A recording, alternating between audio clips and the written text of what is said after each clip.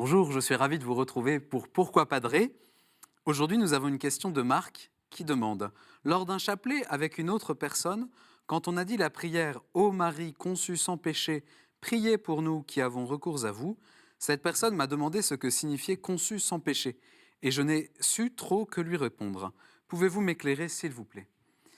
Alors Marc, en entendant votre question, j'ai pensé tout de suite à une histoire qui m'est arrivée il y a quelques jours avec une famille. J'étais en train de dîner chez eux et donc imaginez deux petites filles, une de 3 ans, une de 1 an et demi, à table, et la grande est en train de boire du jus de fruits et la petite demande du jus de fruits. Et on s'apprête à la servir quand la grande dit non, elle prendra de l'eau.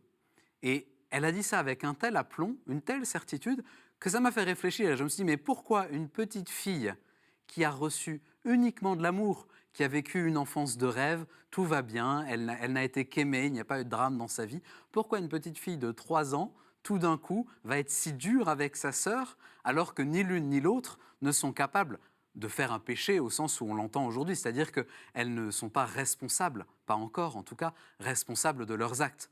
Donc je voyais dans cette petite fille qui voulait comme se fermer à la possibilité que sa sœur soit elle aussi heureuse avec son verre de jus de fruits, je voyais la trace de ce qu'on appelle le péché originel, c'est-à-dire quelque chose comme une dissonance au fond de notre cœur qui nous empêche de voir le bien, de voir l'amour avec une clarté et une tranquillité qui devraient caractériser un cœur sauvé, un cœur complètement transfiguré par l'amour de Dieu.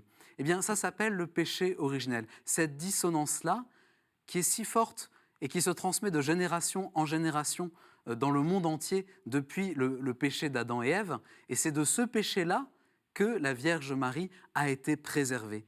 Elle a été conçue sans péché. C'est-à-dire qu'elle ne connaît pas cette dissonance qui, en nous, crée tant de ravages. Elle ne connaît pas cette tendance à oublier le bien, à oublier la paix profonde quand on reçoit l'amour des autres.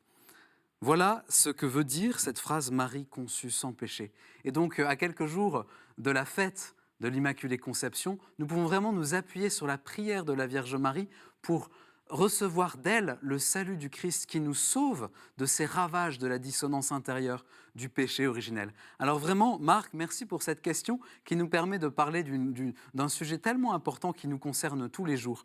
Donc n'hésitez pas à nous envoyer d'autres questions par email à cette adresse pourquoipadré@ktotv.com ou bien sur les réseaux sociaux avec le hashtag pourquoipadré.